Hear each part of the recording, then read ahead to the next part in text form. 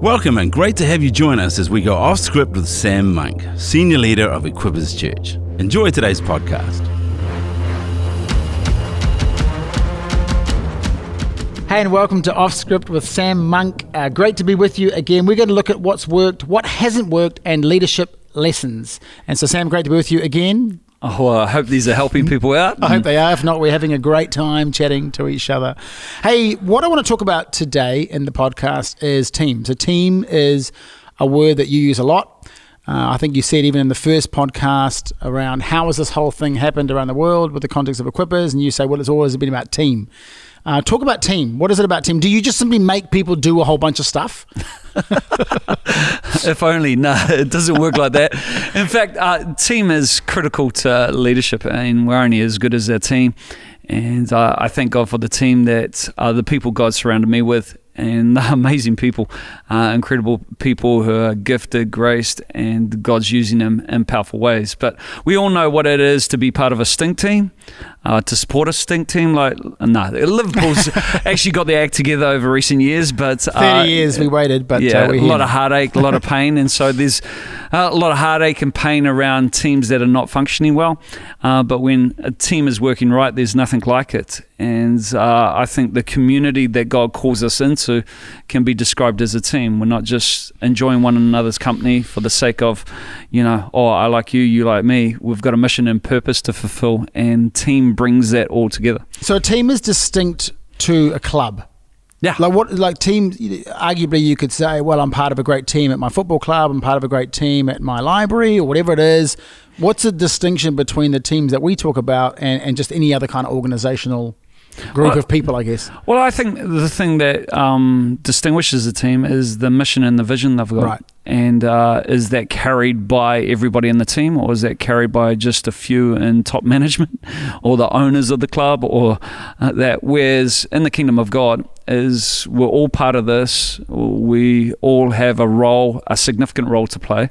I think that's really important, because a lot of people, even in church today, they see, well, the pastor's got an important role, those on stage got an important role, but what's my role? And they don't really see themselves as part of the team. In fact, our name Equippers is really comes from the New Testament mandate to equip the saints for the work of the ministry. My belief is that ministry doesn't take place on a platform. Ministry happens every day in the marketplace. And it's like John Wimber said, the meeting place is simply the training place for the marketplace. And if the church fully understood that, I believe we'd be further on in accomplishing the mission God's given us. And so how do we build a church? How do we build a community where people understand, relationships important, but also we've got an assignment to fulfill. And that's to share the love of Jesus to the people around us.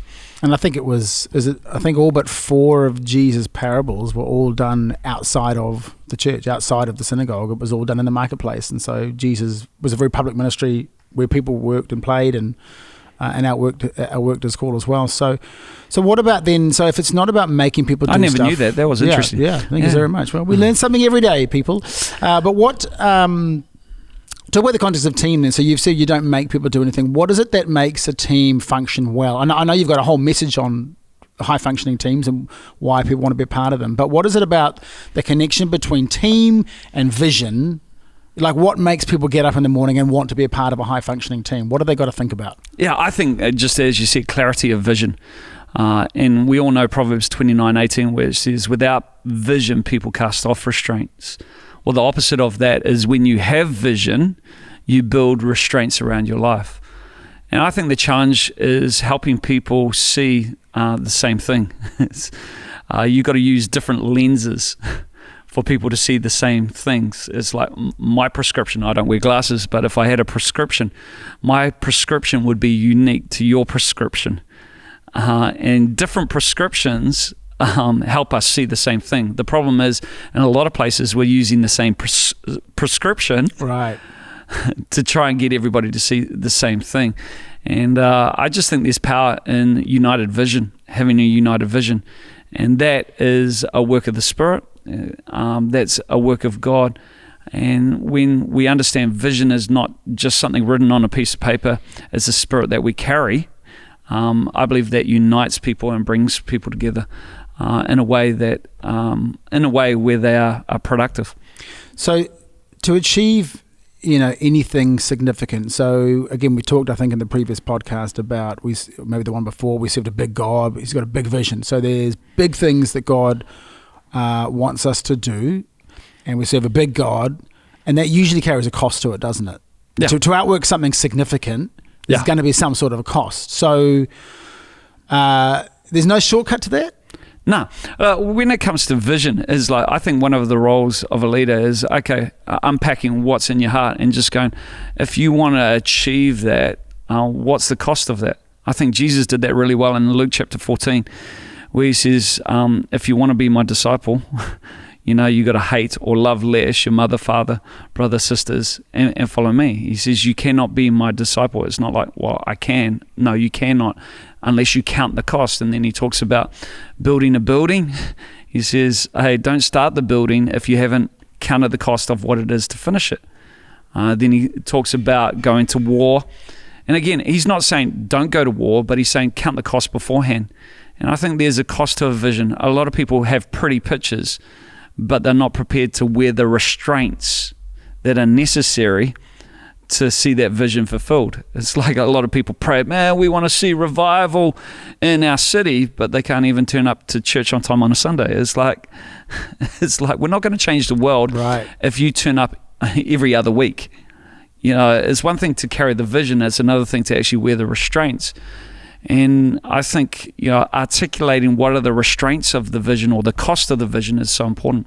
So it's not, I remember one pastor once said, a lot of people want what I have, but they're not prepared to do the things that I do. Yeah. And that's like that, isn't it? We sort of want that. We see that stuff and go, wow, that would be so cool.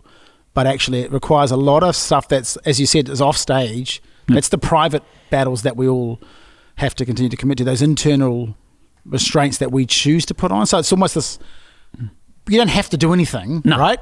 But if you so it's a want to, isn't it? Because of this vision thing. So connect those two dots together. And that at Equippers Church, well, right around, we say, if you don't want to do it, don't do it. In life, you don't have to do anything. You're not forced to do anything. In fact, if it's done out of obligation and duty, it's never going to reproduce the fruit of the Spirit. It's got to come from a willingness on the inside of us. And unless it comes from that place, it's just going to crush people.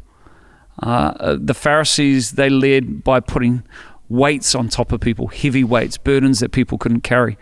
And the danger in leadership today is that we put weights on people, and we've got to understand the difference between weights and restraints. Restraints come as a result of conviction.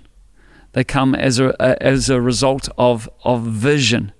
Weights come as a result of obligation and religion. And I think it's so important that we lead from a place where we're putting restraints.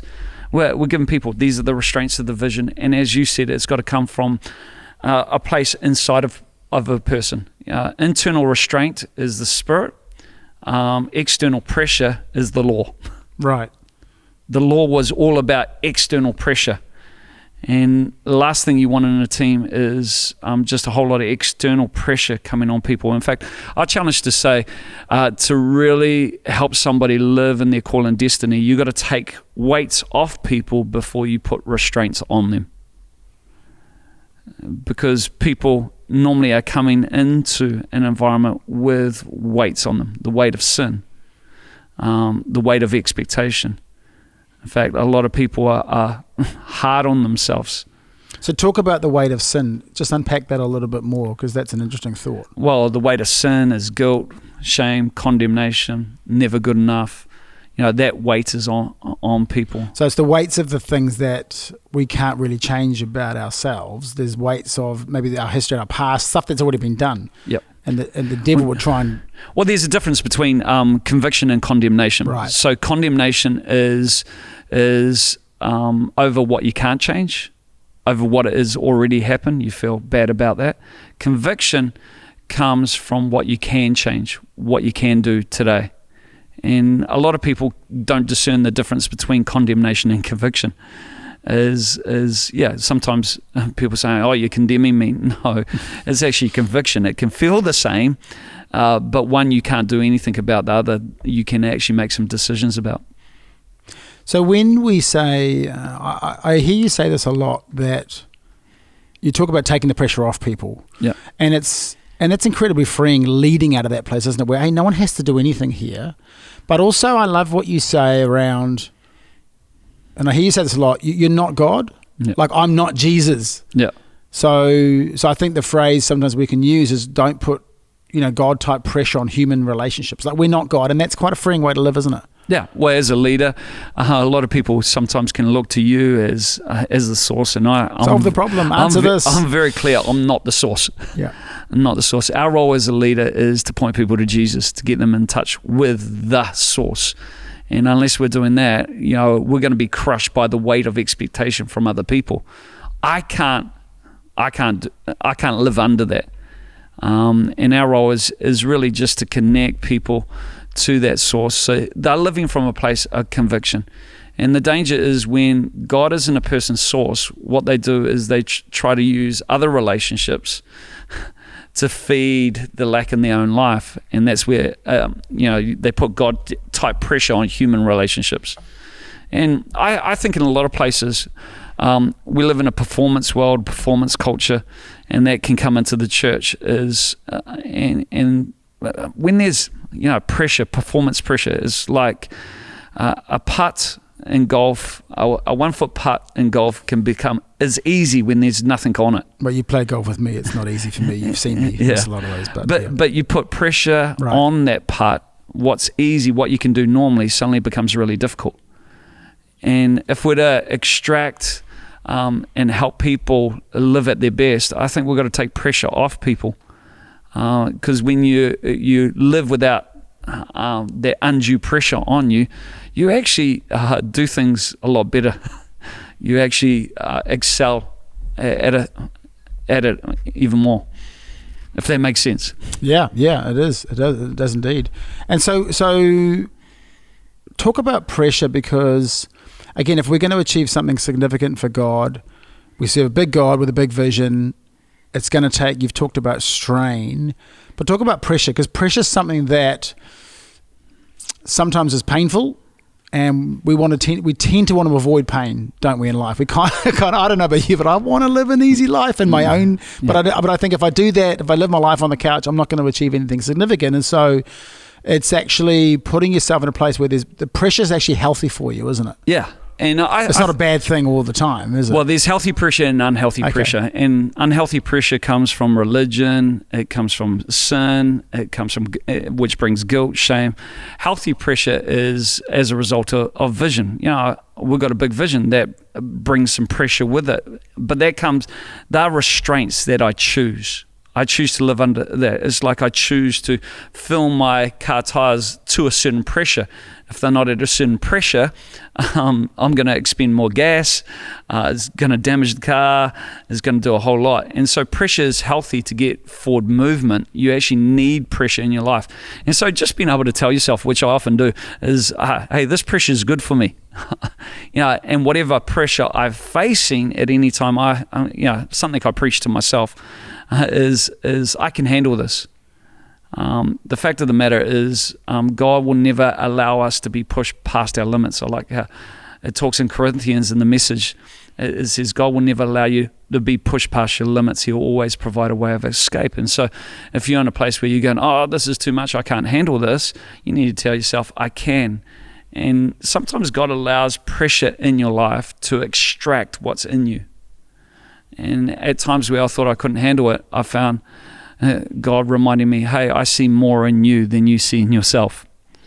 And I think we beat ourselves up a lot. And, in leadership, I think one of the keys is actually taking the pressure off ourselves.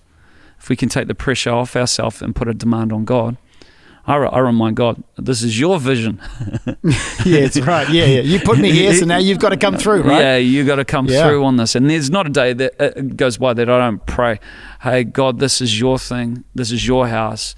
I'm just wanting to do my best. You got to come in and do what only you can do. That's great. Yeah. Because I can't do this in my own strength. Yeah. And I think this is something that you live, because I know that being part of your team for many years, one thing that you do at the end of every year is you say to the team, hey, we want you to lay everything down Yeah. and pick up next year the things that you have conviction for. So it's not something that you talk about, hey, lay aside every weight, that's fine. You don't have to do anything. Yeah. But to actually say to a staff and a team around the world, and I know a lot of our guys around the world do this, is actually we want you to lay everything down, whatever role you've got, and pick up what you have conviction for next year. That's a pretty bold thing to do because you could be left with no staff. Yeah, yeah, it is. But it comes back to if God's not building this, it's not going to last. And I want a church that's built on conviction, not on obligation. And the danger is a lot of people can serve in church because they go, oh man, if I don't do the kids, who will? Who's going to serve in kids? And it's almost like that whole notion is like, if I'm not here, the kingdom of God's going to fall over. This Messiah sort of complex. Yeah, it's just like some things I've found, if there's no conviction for it and there's nobody to do it, it's better to let the thing die. Because I found that God works in dead situations pretty well. He has the ability to bring resurrection into those places. But the danger is we're trying to keep something going. And I'm always looking in a team context is where there's too much strain. Like if I was to hold up something heavy right now, which I'm not, hold up, after a while I'm going to strain. And you can't sustain strain for too long. Eventually things will, your arms will drop and things will keel over.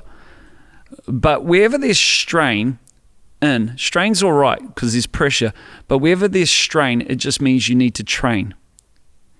Strength, a good definition of strength is when you can carry something with ease. If I was holding up something heavy and I was just, if I wasn't sweating, just holding up, that there's strength. A revealer of where there's limited strength is where there's strain. And there's nothing wrong with straining, but where there's strain, you need to train. That rhymes. Catchy. So that you can build strength in a team. But if there's strain, sustained strain, that's where it's dangerous. That's where, eventually things are going to end up in fall apart. Fall apart and end in a mess. And so I often use that as a bit of a gauge. Sam, that's great. Some great examples of team and how, just some good insights into how you lead, team and vision. And I think that's, again, a great strength that you have within the context of Equippers Church. And again, like at Equippers Church, we always say, significant ministry does flow from significant relationships. And again, if this has been helpful to you and you've got people in your world that need to hear this message around team, we want you to pass it on to others. Otherwise, this has been fun today. Thanks so much, Sam, for that. And we'll see you again soon. Thanks for listening to Off Script with Sam Monk. If you found this podcast helpful, make sure you pass it on. We love your feedback, so drop us a line about what topics you'd like to hear about on Off Script with Sam Monk.